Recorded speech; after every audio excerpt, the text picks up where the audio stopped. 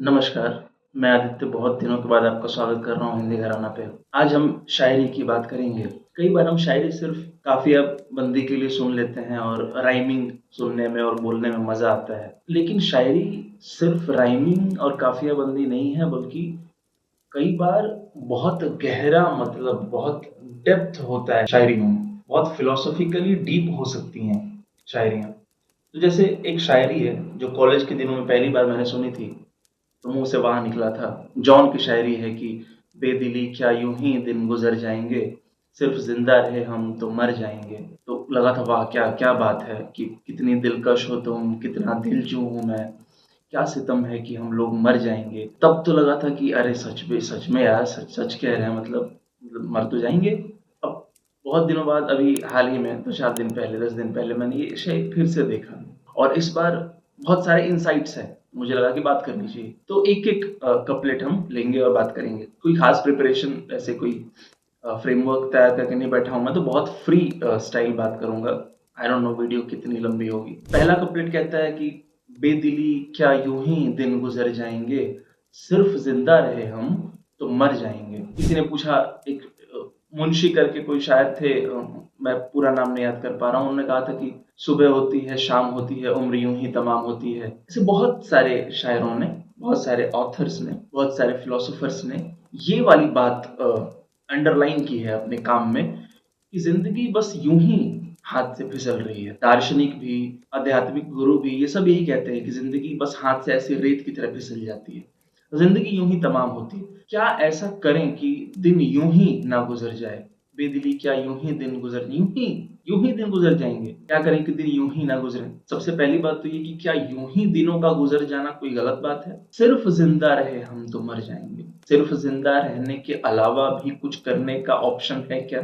और अगर सिर्फ़ ज़िंदा रहने के अलावा कुछ और हम करें, तो क्या इसका ये मतलब है कि नहीं मरेंगे? क्योंकि सिर्फ़ ज़िंदा रहे तो मर जाएँगे, तो मतलब नहीं मरने का विकल्प है क्या हमारे पास? ये सारे शेड्स मुझे दिखे इस कपलेट में। सिर्फ़ ज़िंदा रहे क्या क्या जॉन जो कर रहे हैं, यानी शायरी, क्या ये सिर्फ़ ज़िंदा रहने से ज़्यादा है? क्या जॉन ये लिख कर ये प्रमाणित कर रहे हैं कि वो सिर्फ़ ज़िंदा नहीं है, वो ज़िंदा रहने के अलावा बहुत कुछ कर रहे हैं, तो वो नहीं मरेंगे। और क्या जॉन मरे हैं? ऐसे ही कहा जाता है कि महान लोग कभी नहीं मरते। वो याद रहते हैं, वो कायम रहते हैं लोगों के ज़हन में। लोग उनकी बातचीत जैसे हम आप उनकी बात कर रहे हैं, जॉन की बात कर रहे हैं अभी बैठ के। जॉन ज़िंदा है, इस सेंस में ज़िंदा है कि उनका काम हमारे साथ है, उनका विचार हमारे साथ है, उनका इम्पैक्ट जो है हमारे मन मस्तिष्क पर वो अभी कायम है। तो इस सेंस में जॉन अभी भी ज़िंदा है। तो जॉन जो प्रॉब्लम स्टेटमेंट दिखा रहे हैं इस कपलेट में कि सिर्फ़ ज़िंदा रहे हम तो मर जाएँगे, शायद वो सॉल्व कर चुके हैं। क्योंकि वो ज़िंदा है, वो फ़िज़िकल डेथ के बाद भी ज़िंदा है। जॉन यहाँ किसके मरने की बात कर रहे हैं? क्या जॉन यहाँ फ़िज़िकल डेथ की बात कर रहे हैं? और अगर जॉन फिजिकल डेथ की बात करें तो बात ही बेकार है। क्यों? क्योंकि body is bound to die. आप सिर्फ़ ज़िंदा रहें या सिर्फ़ ज़िंदा रहने के अलावा 36 काम और कर लें, शरीर तो मरेगा। शरीर तो मरण धर्मा है, मरना तय है उसका। कोई उपाय करके आप शरीर को तो नहीं बचा पाएँगे। तो इसका मतलब साफ है कि फिजिकल डेथ की बात तो जॉन नहीं कर रहे। जॉन साइकोलॉजिकल डेथ की बात कर रहे हैं और साइकोलॉजिकल डेथ रोज़ ही होता है, एक दिन नहीं होगा। 80 साल की उम्र के बाद एक एक शाम आप आँख बंद कर देंगे, वो साइकोलॉजिकल डेथ नहीं, वो फिज़िकल डेथ है। अभी चल रही है साइकोलॉजिकल डेथ। अभी जो पिछला मोमेंट गुज़रा, जो मैं बोल रहा था, वो व्यक्ति भी मर गया और वो वक़्त भी मर गया। That is psychological death. Surface level पे मैं आपको समझा रहा हूँ और बहुत गहराई पकड़ी जा सकती है इसमें, पर फिर बात डेविएट हो जाएगी। बेकनर करके आई डोंट रिमेंबर एग्ज़ैक्टली बेकनर करके एक फिलॉसफर थे जिन्होंने कहा था कि इंसान डिनायल ऑफ डेथ में जीता है। वो मृत्यु से बचने के कई कई तरीके ढूँढ के निकालता है। जैसे फ़ेम कि हम मर जाएँगे फिर भी हमारा फ़ेम ज़िंदा रहेगा, जैसे वर्क। तो man don't want to die, वो सिम्बॉलिकली बचा रहना चाहता है मृत्यु से, डिनायल ऑफ डेथ में जीता है। मुझे नाम पता नहीं क्यों नहीं याद आते। बेकनर करके कोई फिलॉसफर थे, उन्होंने कहा था। तो फिज़िकल डेथ की बात तो कतई नहीं हो रही क्योंकि जॉन फिज़िकली तो मर ही चुके हैं। अभी साइकोलॉजिकली ज़िंदा है जॉन, क्योंकि हम उनकी बात कर रहे हैं। तो बेदिली क्या यूँ ही दिन गुज़र जाएँगे? यूँ ही दिन गुज़र जाएँगे, नहीं गुज़रने चाहिए यूँ ही दिन। सुबह होती है, शाम होती है, उम्र यूँ ही तमाम होती है, नहीं होनी चाहिए तमाम ऐसी उम्र। तो कैसे तमाम हो? आप एक सवाल देता हूँ मैं, इसका जवाब नहीं है मेरे पास, आई एम जस्ट आस्किंग। कौन-सा वाला बेहतर है? मरने के बाद आपको लोग याद रखें, आप लोगों की ज़हन में ज़िंदा हों, ये ज़रूरी है कि जीते जी आप एक-एक मोमेंट कॉन्शियसली जी कर जाएँ, इंटेंसली जी कर जाएँ, कौन-सा आपको लगता है कि ज़्यादा ज़रूरी है? मेरे लिए दूसरा वाला है। मरने के बाद कैसे पता कि मुझे लोग याद रखे हैं कि नहीं रखे हैं, कि उससे क्या मुझे मुझे क्या मालूम? रखा होगा किसी ने याद मुझे क्या मालूम? जीते जी अगर हम बहुत कॉन्शियसली, बहुत अवेयरनेस के साथ, लाइवली, जीवंत तरीके से अपना हर मोमेंट बिताएँ, तो दैट इज़ मोर मीनिंगफुल। तो बेदिली क्या यूँ ही दिन गुज़र जाएँगे, सिर्फ़ ज़िंदा रहे हम तो मर जाएँगे। इसमें एक और लेयर है। मुझे नहीं पता कितना सही है, पर मुझे दिख रहा है तो मैं बोल रहा हूँ। सिर्फ़ ज़िंदा रहे हम तो मर जाएँगे। क्या प्रॉब्लम है मरने में? मरने में क्या समस्या है? मर जाएँगे, ठीक है मर जाएँगे। यक्ष ने जब युधिष्ठिर से पूछा कि सबसे बड़ा आश्चर्य क्या है, तो युधिष्ठिर ने यही तो जवाब दिया था कि रोज़ मृत्यु होते दिखता है इंसान, और फिर भी पता नहीं क्यों सोचता है कि मैं नहीं मरूँगा। तो रोज़ इंसान अपने आस-पास, अपने इर्द-गिर्द मृत्यु, और सिर्फ लोगों की ही मृत्यु क्यों? आप पेड़ से सूखे पत्ते गिरते नहीं देखते कभी? आप सर्दियों में कभी अलाव जलाते हैं तो उस आग को बुझते नहीं देखे, वो मृत्यु नहीं है तो क्या है? आपने कभी मोमबत्ती जलाई, वो मोमबत्ती जल के बुझ नहीं जाती? वो मृत्यु का संकेत नहीं है? फूल सुबह खिलते हैं कितने ताजे, फिर शाम को मुरझा के गिर नहीं जाते, मृत्यु का संदेश नहीं है? अस्तित्व तो हमें दिन भर मृत्यु के संदेश भेजता है। हम अपने आँख, कान, नाक बंद करके बैठे रहते हैं कि अरे हम तो नहीं मरेंगे, वी आर इम्मॉर्टल्स। और सच्चाई ये है कि इंसान इम्मॉर्टल होना चाहता है। कोई चीज़ अगर कभी शुरू हुई है तो खत्म भी होगी, इसमें क्या बुरा है? अगर जॉन के अंदर ये इम्मॉर्टल होने का ख़्याल है, अगर जॉन चाहते हैं कि ना मरें हम, कुछ ऐसा करें कि ना मरें। ना मरें तो फिज़िकल सेंस में तो ये पॉसिबल नहीं है, तो मतलब वैसे पॉसिबल है साइकोलॉजिकल सेंस में। तो मतलब लोग याद रखें हमें। तो क्या इसका ये मतलब हुआ कि जिन लोगों को याद नहीं रखा जाता समाज के द्वारा, उनका जीवन व्यर्थ गया? मतलब मुझे अपनी लाइफ़ को जस्टिफ़ाई करने के लिए ये करना पड़ेगा कि अब लोग मुझे याद रखें। अब समाज में मेरा कोई कोई एक एक कुछ छूट जाए मेरे जाने के बाद भी, क्या तभी मेरा जीना सार्थक हुआ? तो क्या एक फूल जो खिला और मुरझा के खत्म हो गया, क्या वो व्यर्थ गया उसका जीवन? क्या उसने कुछ नहीं किया? सिर्फ़ इस बात पर रिलाई करना कि समाज हमें याद रखे, तो ही हमारे जीवन का मीनिंग है, ये तो बड़ा गड़बड़ है। इसके साथ एक फिलॉसॉफिकल प्रॉब्लम है। इसका मतलब ये हुआ कि meaning of life is dependent on the memory of society, या इसको और कई तरीकों से कह सकते हैं। ये गड़बड़ बात है। पहला कपलेट, बेदिली क्या यूँ ही दिन गुज़र जाएँगे, सिर्फ़ ज़िंदा रहे हम तो मर जाएँगे, इसमें मुझे इतना ही दिखता है।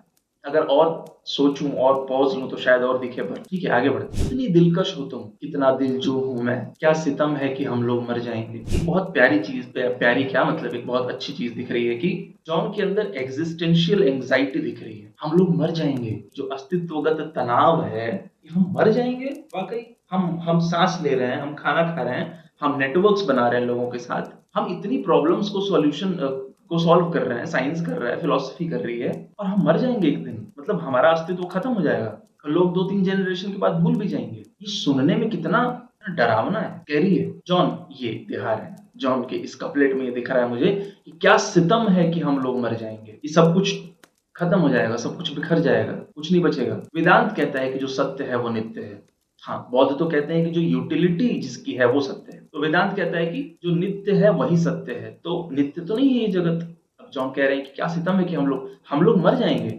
घर भी छोड़ दिया जाए 500 सालों के लिए तो ये भी खत्म हो जाएगा। जो इतनी मेहनत से, इतने सपनों से बनाया गया था, एक ज़िंदगी शायद खर्च हुई होगी इस घर को बनाने में। इतनी मेहनत लगी होगी, और वो व्यक्ति भी गया और ये घर भी जाएगा। तो ये सितम ही तो है। तो कितनी दिलकश हो तुम, अब beauty is also not permanent. कितनी दिलकश हो तुम, कितना दिलजो हूँ मैं। सुंदरता भी हमेशा नहीं रहेगी। दरअसल कुछ हमेशा नहीं रहेगा। तो ये जो कपलेट है वो दिखा रहा है कि जॉन के अंदर एक वही एग्जिस्टेंशियल एंग्जाइटी है मर जाने का। बल्कि ये कहें कि जॉन के अंदर ये अवेयरनेस भी है कि हम मर जाएँगे, और ये ठीक बात है। मैं फिर कन्फ्यूज़ हो गया काफ़्का और कामू के बीच में। इन दोनों में से कोई एक कहता है कि the sign of intelligence is the desire to die. मृत्यु की इच्छा बुद्धिमत्ता का पहला लक्षण है। तो इस कपलेट के थ्रू शायद जॉन ये दिखा रहे हैं कि वो बुद्धिमान हो रहे हैं। मतलब ये जब लिखा है जॉन ने, तो शायद तब जॉन के दिमाग में एक बुद्धि का एक स्तर और बढ़ गया है, क्योंकि उनको मृत्यु भी दिखाई दे रही है। सिर्फ जीवन ही जीवन नहीं दिखाई दे रहा है, और सिर्फ जीवन ही जीवन जिसको दिखाई दे रहा है वो फिर बहुत बुद्धिमान नहीं हुआ, क्योंकि सिर्फ उसको एक पक्ष दिख रहा है, दूसरा पक्ष वो नहीं देख पा रहा। जो दोनों पक्ष देख पा रहा है वो ज़्यादा बीच में, ज़्यादा मध्य में बैठा है, ज़्यादा मैच्योर और इंटेलिजेंट है। तो ये सेकंड कपलेट है। इसमें एंग्जायटी दिख रही है, इसमें अवेयरनेस ऑफ डेथ है। कांट का भी एक कॉन्सेप्ट है नोमेना का, शायद वो भी इम्परमानेंस का एक कॉन्सेप्ट है। वो ये है कि हम लोग कभी भी सब कुछ नहीं जान सकते। हम लॉजिक के थ्रू पूरे यूनिवर्स को कभी नहीं समझ पाएँगे। ये कांट कहता है नोमिना के थ्रू, और ये अगला कपलेट है दरअसल। है गनीमत कि असरारे हस्ती से हम बेखबर आए हैं, बेखबर जाएंगे। अब यहाँ मुझे कंप्लेंट है जॉन से, यहाँ मैं शिकायत कर रहा हूँ जॉन से। क्या शिकायत कर रहा हूँ ये बताऊंगा। है गनीमत की असरारे हस्ती से हम बेखबर आए हैं, बेखबर जाएंगे। अब इसमें पहला पक्ष तो ठीक है गनीमत, relief, it's a relief, it's a blessing कि असरारे हस्ती से हम बेखबर आए हैं। यहाँ तक ठीक, यहाँ तक ठीक। क्या कि हम we came ignorant of this existence. हम जब पैदा हुए तो हमें इस अस्तित्व के बारे में कुछ नहीं पता था, हमें कोई ज्ञान नहीं था। और ये रिलीफ है, ठीक है। अब इतने बोझ के साथ कोई बच्चा पैदा होते ही वो कुछ कोट कर दे, है ना, पैदा होते ही वो आचार्य शंकर को कोट कर दे, पैदा होते ही वो हीगल को कोट कर दे। हाँ, अजीब लगेगा कि नर्स ने गोद में किसी बच्चे को लिया है और वो लॉजिक पे बात कर रहा है, वो डायलेक्टिक्स पे बात कर रहा है, सिनिक्स पे बात कर रहा है, सिनिसिज्म पे बात कर रहा है। नहीं अच्छा लगेगा ना। जो बच्चा पैदा हुआ है वो इंडिफरेंट, अज्ञान के साथ पैदा हुआ है, इग्नोरेंस के साथ पैदा हुआ है, और ये अच्छी बात है, ये रिलीफ। और जॉन साहब ये कैसे रिलीफ है कि हम जब मरेंगे और हमें इस अस्तित्व के बारे में कुछ नहीं पता होगा, तो ये भी एक ब्लेसिंग है, ये भी एक रिलीफ है। कैसे? मतलब मनुष्य की तो सारी कोशिश ही, सारा जतन ही इस बात का है कि हम इस अस्तित्व को समझें। तो ये ब्लेसिंग कैसे है कि हम बिना समझे चले जाएंगे? है गनीमत कि बेखबर आए थे, यहाँ तक ठीक है, पर बेखबर जाएंगे, ये गनीमत कैसे है? पहली दृष्टि में मुझे ठीक नहीं लगा। कैसी बात कर रहे हैं जॉन कि हम बेखबर आए थे और बेखबर जाएंगे, दोनों गनीमत है। पहला गनीमत है, दूसरा कैसे है? और फिर मैंने और सोचा और सोचा और सोचा, और मुझे पता चला जॉन तो खिलाड़ी निकले। क्योंकि जॉन कह रहे हैं कि बेखबर जाएंगे, ये गनीमत इसलिए है क्योंकि ये बोझ लेकर नहीं जाएंगे कि पूरा अस्तित्व समझ नहीं पाए। अगर इसको ब्लेसिंग ना माने हम एक सेकंड के लिए, तो आप सोचिए कि जो व्यक्ति मर रहा है उसके सर में ये बोझ है कि वो समझ नहीं पाया इस अस्तित्व को, और उसकी जिंदगी फेलियर रही, मतलब फेल रही, वो नाकाम मरा। कितना बड़ा बोझ है, कितना बड़ा स्ट्रेस है, कितना बड़ा तनाव है कि मरते वक्त आप इस दुख से लबालब भरे हुए हैं कि आपको अस्तित्व का सच नहीं पता चल सका। इससे रिलीफ दिलाने के लिए ज्ञानियों ने कहा है, और जॉन यहाँ कह रहे हैं कि है गनीमत की बेखबर जाएंगे। मेहनत से खून पसीना बहा के, फुल एफर्ट मार के आप एज ऑफ द क्लिफ तक गए और आपको कुछ नहीं पता चला, तो कम से कम आप इस सुकून के साथ लौटेंगे कि आपने वहां तक प्रयास किया जहां तक ह्यूमनली पॉसिबल था। अब नहीं पता चला तो नहीं पता चला, ठीक है गनीमत। इस स्ट्रेस से आपको जॉन बचा रहे हैं, इस बोझ से आपको जॉन बचा रहे हैं। ये नहीं है कि पहली दृष्टि में जो सरफेस लेवल पे मैंने आपको मीनिंग बताया था कि कैसे गनीमत है, गनीमत नहीं है।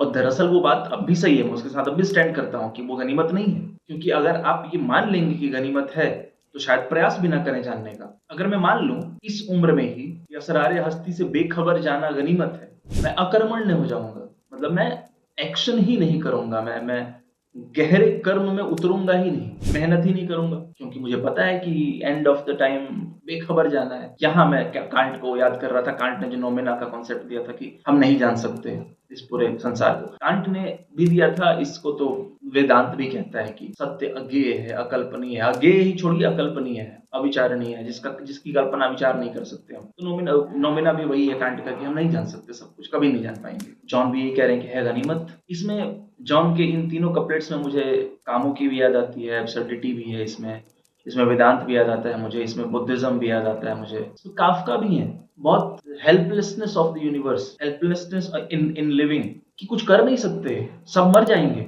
कैसे बचाएं सबको मरने से? नहीं बचा सकते। हेल्पलेसनेस है, एक अजीब तरह की हेल्पलेसनेस है। यहाँ काफका की भी खुशबू है। और भी दो कपलेट्स हैं इसमें, पर अभी मुझे कहीं जाना भी है। बात को यहीं रोकते हैं, उम्मीद करता हूँ कि ठीक ठाक रहा होगा। चलिए, थैंक यू।